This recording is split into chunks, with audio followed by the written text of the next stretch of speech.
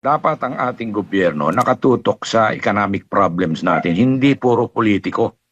Kaugnay pa rin po ng issue ng oil crisis situation, sir, ay ano naman po ang inyong masasabi ngayon dahil nga po sa kabila ng mga nangyayari ngayon sa ating bansa ay parang inatupag pa rin ng ating pamahalaan itong pag-impeach kay Vice President Sara Duterte dahil nga ngayon ay ang issue ay nagkakaroon ng pagdinig or yung parang ongoing yung impeachment proceedings sa House Committee on Justice.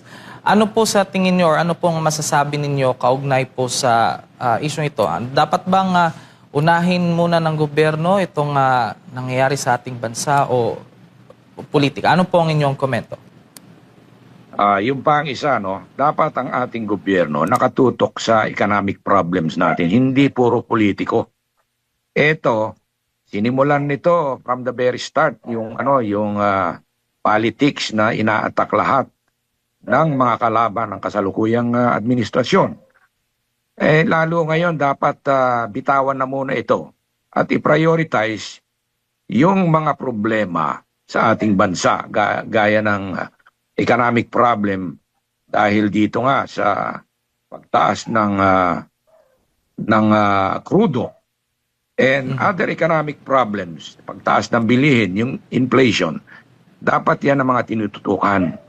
Hindi itong ating House of Representatives nakatutok pa rin sa impeachment.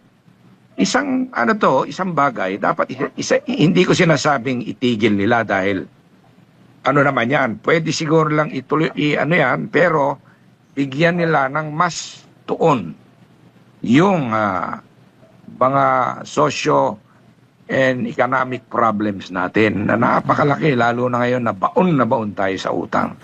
Ang inflation rate natin napakataas na. And yung buying power, according sa study, ng ating pera ay bumaba ng no less than 15%, no? So, pababa pa yan expectedly.